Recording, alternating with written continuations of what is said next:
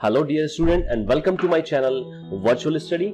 आज का ये वीडियो उन सभी स्टूडेंट के लिए बहुत हेल्पफुल होने वाला है जो इस समय मींस ईयर 2023-24 के क्लास 10th बोर्ड एग्जामिनेशन की प्रिपरेशन कर रहे हैं, या दूसरे वर्ड में कहें कि क्लास 10th में स्टडी कर रहे हैं। क्लास 10th एक ऐसी क्लास होगी जिसके रिजल्ट आपके लाइफ के लिए बहुत मैटर करने वाले हैं। इस रिजल्ट को आप जितना अच्छा करना चाहते हैं उतना अच्छा कर सकते हैं, लेकिन कुछ ऐसी प्रिपरेशन करनी बहुत जरूरी है जिसके हिसाब से आप एक अच्छे मार्क्स को अटेन कर पाए अपने बोर्ड एग्जामिनेशन में।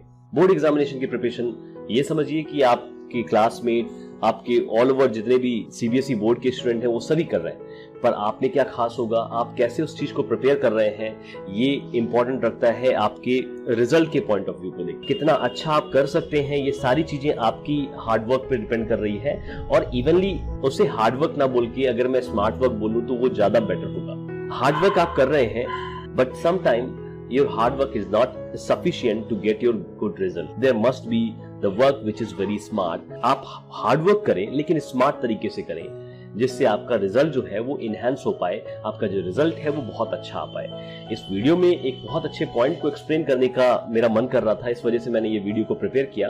पर उससे पहले कुछ और इम्पोर्टेंट चीजों को समझ लेते हैं जो आपके एग्जामिनेशन पॉइंट ऑफ व्यू को लेके काफी इंपॉर्टेंट हो सकते हैं।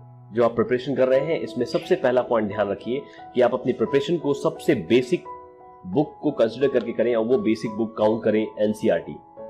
जैसा कि आपके सिलेबस, यदि आपने सीबीएसई की सिलेबस को देखा हो तो सीबीएसई के सिलेबस में क्लियरली मेंशन होता है कि सारी चीजें एनसीईआरटी के बेसिस पे ही आपके एग्जाम में आने वाली हैं। एनसीईआरटी की बुक आपको मार्केट में इजीली अवेलेबल हो जाती है, अगर नहीं होती तो आप ऑनलाइन परचेज भी कर सकते हैं। अगर फिर भी प्रॉब्लम हो रही है तो इसी वीडियो के डिस्क्रिप्शन बॉक्स में मैंने आपको क्लास 10th की उन सभी बुक का लिंक दे दिया है जिसको आप परचेज कर सकते हैं डायरेक्टली उस लिंक से।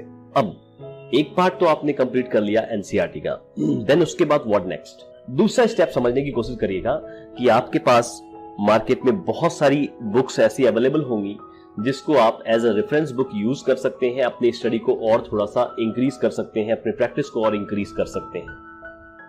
बेसिकली मैं यहाँ पे इस वीडियो में आपको 2-3 सब्जेक्ट की ज्यादा इंफॉर्मेशन शेयर करने वाला हूँ, जिसमें से एक सब्जेक्ट आपका मैथमेटिक्स होगा, एक सब्जेक्ट आपका साइंस होगा, जिसमें मैं फिजिक्स और केमिस्ट्री पे ज्यादा फोकस करके बताने की कोशिश करूंगा, और एक ऐसा मेथड बताने की कोशिश करूंगा जो हर सब्जेक्ट के लिए वैलिड होगा और आपके रिजल्ट को एनहांस करने में हेल्पफुल होगा। तो यदि मैं बात करूं मैथ्स की, तो स्टूडेंट स्टार्टिंग से बड़ी कंफ्यूज होते हैं कि कौन सा सब्जेक्ट, कौन सी बुक परचेस करना बेटर होगा, किस बुक से स्टडी करना बेटर होगा। तो ये चीज मैं बहुत क्लियर कर दूं इस पॉइंट पे कि मैथ्स अगर आप प्रिपेयर कर रहे हैं तो सबसे पहली चीजें कि आप उसे एनसीईआरटी के थ्रू कंप्लीट करने की कोशिश करें। एनसीईआरटी एक इतनी स्टैंडर्ड बुक है जो न केवल 10th क्लास के लिए इंपॉर्टेंट होती है, बल्कि आप जब कभी भी एंट्रेंस एग्जामिनेशन के लिए प्रिपेयर करते हैं तब भी ये बुक की इंपॉर्टेंस वहां पे बताई जाती है। तो एनसीईआरटी बुक को सबसे पहली प्रायोरिटी दें इसे कंप्लीट करने की। और जैसे ही एनसीईआरटी बुक कंप्लीट हो जाए, और दूसरे वर्ड में बोले कि जैसे जैसे आप चैप्टर कंप्लीट करते जाते हैं ना, जैसे आपने फर्स्ट चैप्टर कंप्लीट कर लिया है ना, एनसीईआरटी की मैथमेटिक्स का आपने फर्स्ट चैप्टर कंप्लीट कर लिया, रियल नंबर्स, एंड देन अब आप रियल नंबर के सारे कॉन्सेप्ट को समझने लगे हैं। देन अब आप कोई भी बुक के एग्जाम्पल्स को, उनकी एक्सरसाइज को कंप्लीट कर सकते हैं, but only for once first chapter. क्यों? क्योंकि आपका फर्स्ट चैप्टर कंप्लीट हो गया है। और यहाँ पे दूसरा पॉइंट, इंपॉर्टेंट पॉइंट समझने की कोशिश करेगा कि यहाँ जब आप कोई दूसरी बुक प्रेफर कर रहे हैं ना, एग्जाम्पल मैं ले लूं आर.डी. शर्मा और आर.एक्स. अग्रवाल, इन दोनों बुक को कई स्कूल में प्रेफरेंस दी जाती है। बस ध्यान से समझिएगा, आपको इसमें वही क्वेश्चन मिल रहे हैं जो एनसीईआरटी, जो सीबीएसई बोर्ड में आ चुके होते हैं। ये जो रेफरेंस बुक्स हैं, सीबीएसई बोर्ड के जो एग्जामिनेशन में क्वेश्चन आते हैं उन्हीं को यहाँ पे सॉल्व करके पुट कर दिया जाता है। तो स्टूडेंट के मन में ये फील आता है कि जो क्वेश्चन आ रहे हैं वो आर.डी. शर्मा और आर.एस. अग्रवाल से आ रहे हैं, पर ऐसा नहीं है ना। आप वहां से सारे क्वेश्चंस उठा सकते हैं। कहां से? आर.डी. शर्मा और आर.एस. अग्रवाल से आप क्वेश्चन ले सकते हैं, लेकिन सॉल्यूशन आप कैसा करें, जो स्टडी आपने एनसीईआरटी में की है उसके अकॉर्डिंग उन क्वेश्चन को सॉल्व करने की कोशिश करें। ये सबसे अच्छा पॉइंट होगा। क्यों? क्योंकि आपको नंबर ऑफ क्वेश्चन भी मिल जाएंगे जो दूसरी रेफरेंस बुक आपने परचेज की है, आइदर आर.एस. अग्रवाल और आर.डी. शर्मा। और सबसे बढ़िया मैं आपको एक सॉल्यूशन बताऊं कि आप एनसीईआरटी एग्जाम्पलर का भी यूज कर सकते हैं। एनसीईआरटी एग्जाम्पलर अगेन एक एनसीईआरटी के थ्रू ही एक दूसरी बुक के फॉर्म में आपको दी जाती है, जिसमें नंबर ऑफ क्वेश्चंस और आपको मिल जाते हैं। Number of questions means number of question अगर आपको मिल गए तो नंबर ऑफ प्रैक्टिस आपकी इंक्रीज हो जाती है, उन क्वेश्चन पे प्रैक्टिस आप कर सकते हैं आसानी से।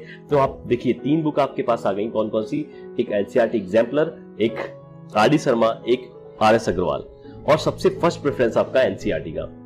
एनसीईआरटी कंप्लीट करिए, इसके बाद इन 3 बुक्स में से जो भी बुक आपको अच्छी लगती है आप इन बुक को परचेस कर लें। अब क्या करें कि आप इन बुक्स के क्वेश्चन को केवल वहां से कैच करें, वहां से लें, एंड देन उनको जिस मेथड से आपने एनसीईआरटी में पढ़ा है उस मेथड से सॉल्व करने की कोशिश करें। यदि समझ में नहीं आता है तो एक बार फिर से उन मेथड्स को देखें जो एनसीईआरटी में दिए हुए हैं। ध्यान रखिए यहाँ पे सबसे इंपॉर्टेंट चीज क्या है कि आप उनके मेथड्स को यूज ना करें, किनके, आर.डी. शर्मा और आर.एस. अग्रवाल के मेथड्स को। क्यों? क्योंकि ये टाइम पीरियड ऐसा है कि आप जितने कम कंफ्यूज होंगे उतना बेटर आप रिजल्ट दिखा पाएंगे। इस स्टडी को लिमिटेड करें। किस सेंस में बोल रहा हूं कि आप ये समझें कि कौन सा पार्ट आपके सिलेबस का है, क्लास 10 के सिलेबस का है, और कौन सा पार्ट आपके क्लास 10 से बाहर का है। अगर आप अपने सिलेबस को समझ जाते हैं तो एक बहुत बड़ा पॉइंट आपको मिल सकता है, बहुत अच्छा रिजल्ट आपको देखने को मिल सकता है। नॉलेज लेना अच्छी बात है, लेकिन ये जो पॉइंट है, ये जो टाइम पीरियड है, यहाँ पे सबसे इंपॉर्टेंट क्या है कि आप क्लास 10th की इतनी स्टडी कर लें, क्लास 10th के सिलेबस की इतनी स्टडी कर लें कि किसी भी तरीके का क्वेश्चन आ जाए आपके एग्जामिनेशन में वो आप इजीली सॉल्व कर पाए। तो यहां तक की जो बात समझ में आती है वो ये आ रही है कि आप एनसीईआरटी की स्टडी करें, R S. Agarwal, R D. Sharma, exemplar, इनमें से किसी भी बुक को प्रेफरेंस देके उनको परचेस करें और इनके सारे क्वेश्चंस को सॉल्व करने की कोशिश करें एनसीईआरटी के मेथड के थ्रू। इसी तरीके से आपके चैप्टर 2, 3, 4 अप टू 15 तक। और जैसा कि आपको पता है ईयर 2022-23 में कुछ टॉपिक डिलीट हो गए हैं। ये डिलीट का मैंने सेपरेट वीडियो बना रखा है जिसकी लिंक अगेन आपको इसी वीडियो के डिस्क्रिप्शन बॉक्स में मिल जाएगी। कौन कौन से टॉपिक डिलीटेड है वो भी ध्यान रखें, उन टॉपिक पे ज्यादा ध्यान ना दें, उन टॉपिक को आप लीव कर दें। तो मैथमेटिक्स में जितने भी चैप्टर्स हैं पहले एनसीईआरटी से कंप्लीट कर दें, और जैसे जैसे चैप्टर कंप्लीट होते जाते हैं वैसे वैसे आप उनके और क्वेश्चन के लिए आप दूसरी रेफरेंस बुक का यूज कर सकते हैं। और प्रैक्टिस करते समय ध्यान रखें कि एनसीईआरटी के मेथड्स का ही यूज करना है। ओके, ये सेकेंड इंपॉर्टेंट पॉइंट हो गया। देन थर्ड इंपॉर्टेंट पॉइंट को समझने की कोशिश करिएगा कि जब आप अपनी एनसीईआरटी को कंप्लीट कर लें, सफिशिएंट अमाउंट के क्वेश्चन की प्रैक्टिस कर लें, देन लास्ट में एक इंपॉर्टेंट वर्क और करिए। क्या कि प्रीवियस 5 ईयर के पेपर अगर आपको मिल जाए सीबीएसई बोर्ड के, तो उसको आप एक कार्य तरीके से लगाने की कोशिश करें। ये बात बहुत इंपॉर्टेंट है और शायद मुझे लगता है आप लोगों ने कई लोगों के मुंह से सुनी भी होगी, है ना। और जब ये बात बताई जा रही है कि इंपॉर्टेंट है, इसका मतलब जरूर इसमें कोई न कोई ऐसी बात होगी जो आपको काफी हेल्प कर सकती है। सीरियसली अगर मैं बताऊं कि यदि आप सारी प्रैक्टिस करने के बाद अगर आप ये लास्ट ईयर के कुछ पेपर्स की प्रैक्टिस कर लेते हैं तो बहुत सारे ऐसे क्वेश्चन आपको देखने को मिलेंगे जो हो सकता है आपको दूसरी बुक में ना मिले। रीजन क्या है कि दूसरी बुक में मिलने का, कि भाई जब आपके पेपर हो जाते हैं ना तो बाकी जो पब्लिशर्स होते हैं वो उस क्वेश्चन को सॉल्व करके आपको बुक में प्रेजेंट करके दे देते हैं, लेकिन फिर भी इस तरह के क्वेश्चन का पैटर्न जो आपको देखने को मिलेगा ना वो बहुत ही डिफरेंट होगा। एक साथ आप उस पूरे कंप्लीट पेपर को लगा लें। जैसे मैथ्स का आपने पेपर लगाया, कंप्लीट एक पेपर को आराम से इत्मीनान से बैठ के किस फ्री टाइम में आराम से उसे पूरे कायदे तरीके से कंप्लीट करें। कायदा तरीका मतलब क्या कि आप पूरे स्टेप वाइज उसे कंप्लीट करने की कोशिश करें जिस तरीके से उसको आप रिप्रेजेंट करना चाहते हैं। यहाँ पे एक टर्म और एक्सप्लेन कर दूं कि रिप्रेजेंट करने के बहुत सारे तरीके होते हैं। अगर आपके क्लास में 40 स्टूडेंट हैं तो किसी एक क्वेश्चन के लिए 40 डिफरेंट स्टेप्स वहां पे देखे जा सकते हैं, लेकिन उसी सेम क्वेश्चन में सेम स्टेप्स के साथ कई स्टूडेंट के बीच में मार्क्स के वेरिएशन आपको देखने को मिलेंगे। इसका कारण केवल ये बनता है कि आपका रिप्रेजेंटेशन का तरीका कैसा है। इस रिप्रेजेंटेशन के तरीके को कैसे आप मार्किंग अच्छी अटेन कर पाए बोर्ड एग्जामिनेशन में, इसके लिए भी मैंने एक सेपरेट वीडियो बना दिया है जिसका लिंक आपको इसी वीडियो के डिस्क्रिप्शन बॉक्स में मिल जाएगा। उस वीडियो में मैंने ये पूरे कायदे तरीके से बताने की कोशिश की है कि कैसे आप लिखें, क्या क्या मेथड्स को आप यूज करें ताकि मैक्सिमम स्कोरिंग आपको मिल सके। वो सारी इंफॉर्मेशन मैंने उस वीडियो में एक्सप्लेन कर दी है। तो अब यहाँ पे एक इंपॉर्टेंट टर्म निकल के और आता है कि आप लास्ट ईयर के पेपर आप कहाँ से देखेंगे। जब आप नेट पे सर्च करते हैं तो कोई ऐसा जेन्युइन चीज आपको नहीं फील होती है कि ये वाकई में सीबीएसई का पेपर है या फिर किसी ने अपने तरीके से बना के यहाँ पे अपलोड कर दिया है। तो आज मैं इस वीडियो के माध्यम से इस पॉइंट को और एक्सप्लेन करना चाहता था जिसके लिए मेरा मेन मोटिव था इस वीडियो को बनाने का। और वो पॉइंट क्या था कि आप कैसे जेन्युइनली सीबीएसई बोर्ड की एग्जामिनेशन पेपर को डाउनलोड कर पाए पीडीएफ फॉर्म में, और ऑफिशियल तरीके से बताने की मैं कोशिश कर रहा हूं। जिसके लिए आपको करना क्या है कि अपने ब्राउजर को ओपन करना है। इस ब्राउजर में सिंपली आपको टाइप करना है cbsc.gov.in। जैसे ही आप इस वेबसाइट को ओपन करेंगे तो सबसे पहली वेबसाइट आपको कुछ ऐसी डिस्प्ले होगी। यहां पे आप जाएंगे मेन वेबसाइट में। मेन वेबसाइट को जैसे ही आप ओपन करेंगे तो सबसे पहले पेज डिस्प्ले नहीं होगा एंड सडनली कुछ सेकंड्स के बाद ये पेज कंप्लीटली आपको डिस्प्ले हो जाएगा।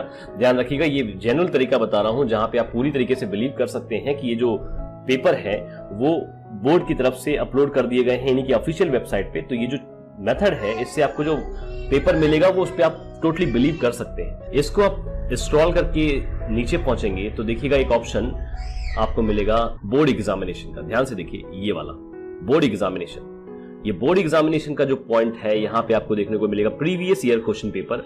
ध्यान से समझिएगा, इसको जैसे ही आप क्लिक करते हैं आपके पास कंप्लीट लिस्ट आती है उन सभी पेपर्स की, compartment as well as main examination. आप सभी ईयर के हर पेपर को यहाँ से इजीली डाउनलोड कर सकते हैं, इजीली इसकी प्रैक्टिस कर सकते हैं। देखिएगा, ध्यान से समझिएगा कि ये ईयर 2013 से ये सारे पेपर्स आपको इस वेबसाइट पे मिल जाएंगे। वेबसाइट कौन सी है? Central board of secondary education means CBSE की एक ऑफिशियल वेबसाइट की इंफॉर्मेशन मैं आपको यहाँ पे शेयर कर रहा हूँ, जहाँ पे यदि आप इस क्वेश्चन पेपर फॉर एग्जामिनेशन 2013 पे क्लिक करते हैं तो आपको यहाँ पे 2 क्लासेस मिल जाती है। क्लास 10th के बारे में मैं इस वीडियो में एक्सप्लेन कर रहा हूँ। तो क्लास 10 पे आप क्लिक करके आप उन सभी सब्जेक्ट के पेपर्स को डाउनलोड कर सकते हैं। यदि मैं लेटेस्ट ईयर की बात करूं तो लेटेस्ट अभी इन्होंने 2022 का अपलोड नहीं किया है, लेकिन जल्दी ही ये भी पेपर आपको यहाँ पे देखने को मिल जाएगा। और वो नॉर्मली तब मिलता है जब आपके कंपार्टमेंट के पेपर कंप्लीट हो जाते हैं, उसके बाद दोनों ही पेपर आपको यहाँ पे देखने को मिल जाएंगे। अभी जो पेपर है देखिए लेटेस्ट 2020 का पड़ा हुआ है, यहाँ पे देखिए क्लास 10th और आपके सारे के सारे सब्जेक्ट्स, हर सब्जेक्ट के यहाँ पे डाउनलोड लिंक यहाँ पे आपको दिख रही है कि यदि आप इसको डाउनलोड पे क्लिक करेंगे तो आप पे वो पेपर सडनली डाउनलोड हो जाएगा। ओके, यहाँ पे सभी सब्जेक्ट के आपको पेपर यहाँ पे दिख जाएंगे। आपके एडिशनल सब्जेक्ट हो जैसे आर्टिफिशियल इंटेलिजेंस हो गया, फूड प्रोडक्शन हो गया, इंफॉर्मेशन टेक्नोलॉजी अगेन एक ऐसा सब्जेक्ट जिसके लिए आप किस बुक से स्टडी करेंगे, इसकी इंफॉर्मेशन कई बच्चों को प्रॉब्लम क्रिएट करती है। तो कौन सी बुक आप प्रेफर करें, किस बुक से आईटी जैसे सब्जेक्ट को पढ़ें, इसकी इंफॉर्मेशन अगेन मैंने एक वीडियो में बता दी है जिसकी लिंक आपको इसी वीडियो के डिस्क्रिप्शन बॉक्स में मिल जाएगी।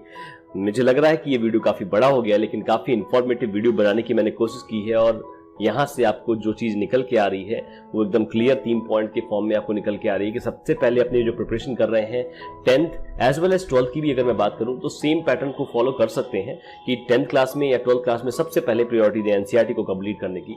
एनसीईआरटी कंप्लीट होने के बाद प्रैक्टिस करने के लिए आप दूसरी बुक को यूज कर सकते हैं, लेकिन मेथड्स एनसीईआरटी के ही यूज करें। और third important point, topic complete होने के बाद पूरे बुक कंप्लीट करने के बाद प्रैक्टिस करने के बाद आप इस प्रीवियस ईयर के पेपर को जरूर कंप्लीट करने की कोशिश करें और एक वेरी जेन्युइन तरीके से, एक बहुत अच्छे तरीके से इसको कंप्लीट करने की कोशिश करें ताकि जो भी डाउट्स हैं, किस तरीके के क्वेश्चन आते हैं, कंटिन्यूएशन आपको समझ में आए, एक इजी वे समझ में आए कि किस तरीके से आपको रिप्रेजेंट करना है, किस तरीके से आपको मार्क्स मैक्सिमम अटेन करने हैं। तो ये 3 पॉइंट्स मेन रीजन था इस वीडियो को बनाने का। उम्मीद करता हूं इस वीडियो में आपको जो मिलने वाला है फ्रूटफुल इन्फॉर्मेशन वो आपको बहुत हेल्प करने वाली है अपकमिंग एग्जामिनेशन को फेस करने के लिए। और उम्मीद करता हूं आप सभी के बहुत अच्छे रिजल्ट आए। यदि आपको फिर भी कोई डाउट है सीबीएसई बोर्ड के एग्जामिनेशन से रिलेटेड जो अगर मैं सॉल्व कर सकता हूं तो आप उसको फ्रैंकली इसी वीडियो के कमेंट बॉक्स के थ्रू पूछ सकते हैं। Thank you for watching this video. अगले वीडियो में कुछ और नई इन्फॉर्मेशन को समझने की कोशिश करेंगे।